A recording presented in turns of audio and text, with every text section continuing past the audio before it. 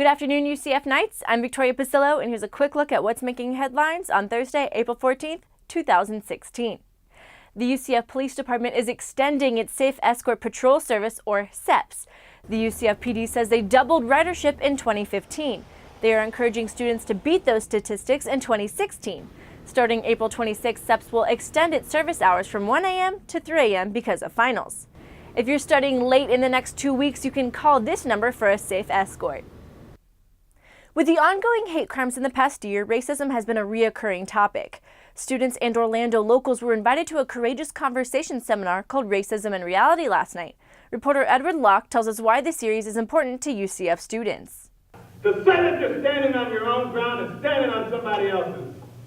That was the video students and community members watched last night for the Racism and Reality seminar. Kayla Joshua showed up for the event and says she experienced racism in middle school. Called me like an Oreo because I guess it was quote unquote black on the outside, on the inside, and to me it just never made sense because I'm just like, how can someone act black or act white? Kayla says this event is important due to recent issues like Trayvon Martin's death here in Florida. U.S. Attorney's Office for the Middle District of Florida, William Daniels, says this event was created to engage people in uncomfortable topics. We want to foster an atmosphere of understanding, respect, and create an atmosphere that people can come together to have those dialogues around sensitive issues.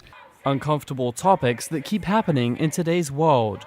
In Orlando, Edward Locke, UCF Nightly News. This seminar was one of 3 courageous conversations. Students and Orlando locals should be on the lookout during the summer for parts 2 and 3 of this series. Last week, we told you about the finalists for the Joust New Venture competition. They will be taking part in the final judging tomorrow. Reporter Rachel White spoke to the finalists to find out what their companies are all about. We're trying to develop something that is better than this and more accurate than this. In this on-campus laboratory, PhD student David Nash is showing us the science behind his company, IDEM. Snap a picture of it, and within 30 seconds, you will get the answer of what that drug's identity is. He says the Joust experience has been very rewarding. Nice to see people take their ideas, and even though they're full-time students, they're in school, they have busy lives, they're doing everything else in the world, they have the time to focus on this. One of these other finalists is Ben Gauthier, who shows us a mock-up for his app Talking Stick in the Center for Entrepreneurial Leadership. Talking Stick is an app that connects real people in real time through video over the things that matter to them. So it's a platform that helps you find other people who want to talk about the same things as you, and then actually connects you live through video to have conversations. Gauthier says he wants his app to fill the void of personal conversation on social media. Outside the business administration building, Ariel Cohen explains her business app, Zook Music. It's a platform similar to LinkedIn, but for the music industry, where music professionals, up-and-coming music professionals, can connect, network, and collaborate on new music. She says the app could change how music comes together. Nearby, Joe Sleppy with Capacitech Energy gives us a look at his nanotechnology. Capacitech is in the process of developing and commercializing a cable-based supercapacitor. What a cable-based supercapacitor is, it's a copper wire or a textile fiber that you would use in your clothing, and what it can do is not only transport electricity, but it can also store electricity on the surface of the copper wire.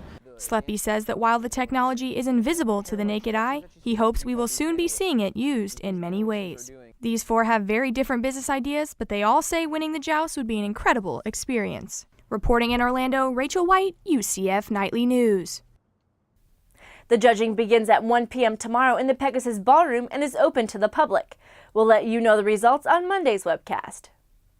Last weekend, the Citrus Bowl hosted the Florida State spring football game, and a lot more large-scale events like this are coming to Orlando. Reporter Justin Garfield found out what kind of impact they may have on the local economy.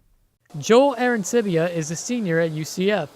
Last weekend, he volunteered at the Florida State spring football game in the Citrus Bowl. So this opportunity basically came about through my class. They needed volunteers for this past Saturday. And I'm actually an FSU fan, so I thought it was a perfect opportunity to go out there and help out. He says the atmosphere was exhilarating. It felt like an actual game, not just a spring game. I mean, I feel like if you get like 40,000 people out there just to watch yourself play yourself, I feel like you definitely made a name for yourself as far as football goes. According to Florida Citrus Sports, 818,000 people have attended events at the Citrus Bowl in the past year. Alan Johnson, the executive director of the Orlando Venues Department, says events of this scale have an extremely positive impact on the local economy. Orlando's a destination. That's what we found Throwing Stones, what we found of Copa, what we found of WrestleMania. Yes, Orlando has 2.3 million people, but we also have over 65 million visitors to our area, and those people often will plan the trip around that event that they're going to. There are several other large-scale events coming to Orlando this year, such as WrestleMania, a Guns N' Roses concert, the Copa America Centenario, and the Orlando Kickoff Classic. Aaron Sibia thinks these will be great for the local economy and fans everywhere. The Copa America coming here at the Citrus Bowl soon, that's definitely, there's a lot of diversity, just kind of a melting pot of population in Orlando, so that definitely is going to have a huge impact if it already hasn't. He's looking forward to these major events kicking off. In Orlando, Justin Garfield, UCF Nightly News. Johnson says they're even looking into hosting NFL preseason games at the Citrus Bowl. And with a few more suites, a future Super Bowl in Orlando is not out of the question. It was a bit rainy yesterday, but today seems to have cleared up quite a bit. It's a cloudy day on campus. Not only that, but the sun is shining bright. Students are also enjoying the sun as they walk to class. Oh, and a popular attire today were shorts. Seems like it's going to be a great day. And here's a quick look at our weather forecast today. Today we have a high of 83 degrees and a low of 66 degrees with a 60% chance of rain. Tomorrow we will have a high of 82 degrees and a low of 66 degrees with a 70% chance of rain. Tomorrow is a big day in sports. Reporter Daniela Polinar is in Daytona Beach to tell us more. Hey guys, I'm in Daytona Beach at the Jackie Robinson Ballpark, and tomorrow in sports, I'll tell you the history made here for the game of baseball. That's all the time we have for now. Be sure to check out our newscast on Friday at 1:30 on Bright House Channel 734. And check back here tomorrow for another nightly news update. I'm Victoria Pasillo. Thanks for watching and have a great day.